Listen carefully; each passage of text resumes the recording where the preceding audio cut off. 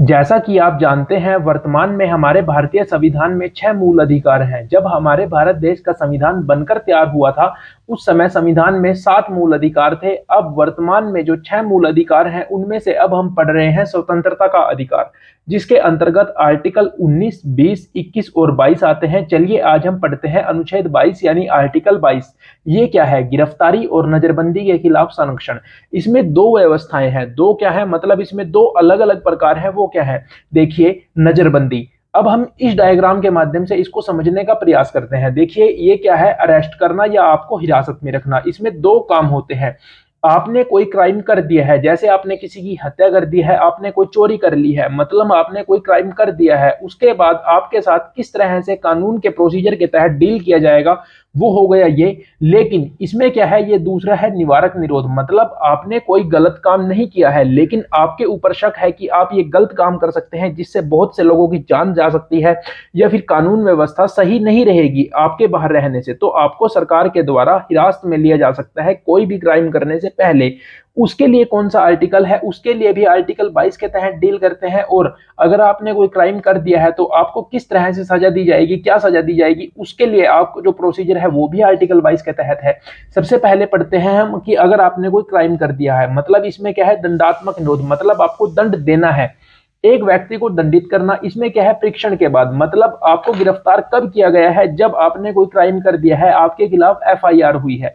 अब इसमें क्या क्या होता है? जैसे किसी व्यक्ति के खिलाफ कोई एफआईआर हुई और पुलिस उसको हिरासत में लेने गई, मतलब उसको गिरफ्तार करने गई, तो जो वो व्यक्ति है उसको बताना पड़ेगा कि आपको गिरफ्तार क्यों किया जा रहा है, आपके गिरफ्तार करने के क्या कारण है। ऐसा नहीं है कि पुलिस आपके घर आएगी और आपको डायरेक्ट उठा के लेके जाएगी। पहले आपको बताएगी कि आपने ये काम किया है, आपके खिलाफ ये एफआईआर है, ये कंप्लेंट है, इसलिए हम आपको गिरफ्तार कर रहे हैं।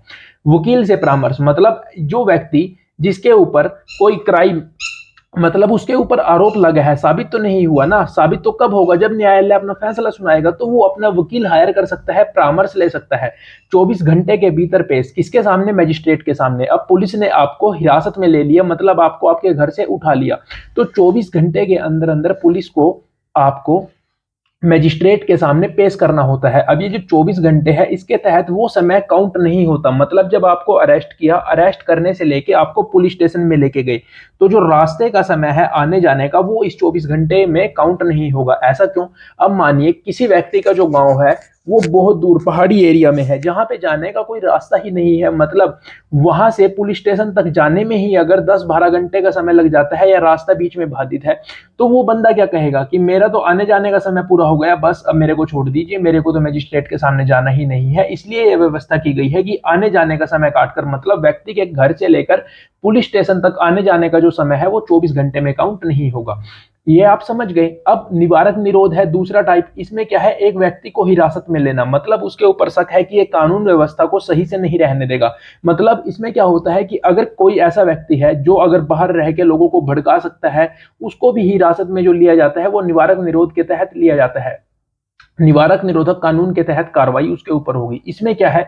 व्यक्ति को 3 महीने तक हिरासत में रखा जा सकता है, लेकिन 3 महीने के बाद उसकी हिरासत को नहीं बढ़ाया जा सकता, जब तक कि सलाहकार बोर्ड इस बारे में उचित कारण न बताए। मतलब यहाँ पे व्यवस्था की क्या की गई है कि अगर किसी व्यक्ति को निवारक निरोध कानून के तहत हिरासत में लिया जाता है, तो उसको 3 महीने तक हिरासत में रखा जा सकता है। अगर 3 महीने से ज्यादा उसको हिरासत में रखना है, मतलब उसको गिरफ्तार रखना है, तो जो सलाहकार बोर्ड है वो न्यायालय में उचित कारण उसको बताना पड़ेगा। अब ये जो सलाहकार बोर्ड है, इसके सदस्य कौन होंगे? उच्च न्यायालय के जो न्यायाधीश होते हैं, जो जज होते हैं हाई कोर्ट्स के, वो इस सलाहकार बोर्ड के तहत आएंगे। ठीक है।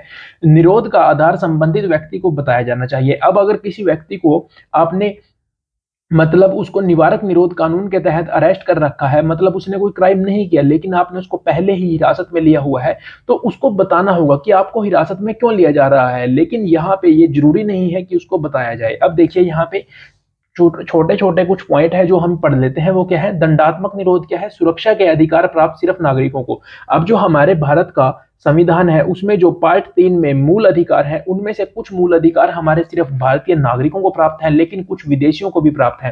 तो ये जो आर्टिकल 22 है, इसके जो 2 पार्ट है, इसमें जो दंडात्मक निरोध है, इसके जो ये अधिकार है, जैसे वकील से परामर्श, 24 घंटे वाली बात या सूचित करने का अधिकार, गिरफ्तारी का क्या आधार है, वो सिर्फ नागरिकों को प्राप्त है। लेकिन ये जो निवारक निरोध कानून है, इसके तहत जो ये 3 माह वाली सुरक्षा है कि 3 माह के बाद सलाहकार बोर्ड वाली बात आ गई, ये विदेशियों को भी उपलब्ध है।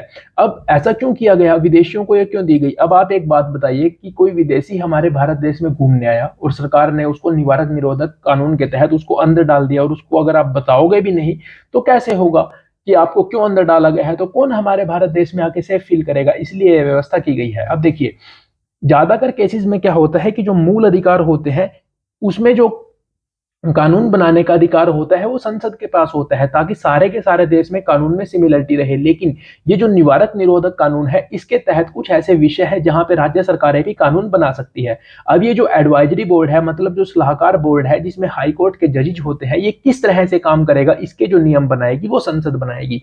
तो ये बिल्कुल छोटा सा है आपका आर्टिकल 22। अगर आपको ये समझ आया है, वीडियो अच्छी लगी है, तो वीडियो को लाइक कीजिए, अपने सारे दोस्तों के साथ शेयर कीजिए और हमारे इस यूट्यूब चैनल को सब्सक्राइब कर लीजिए। थैंक यू, मिलते हैं अगली वीडियो में।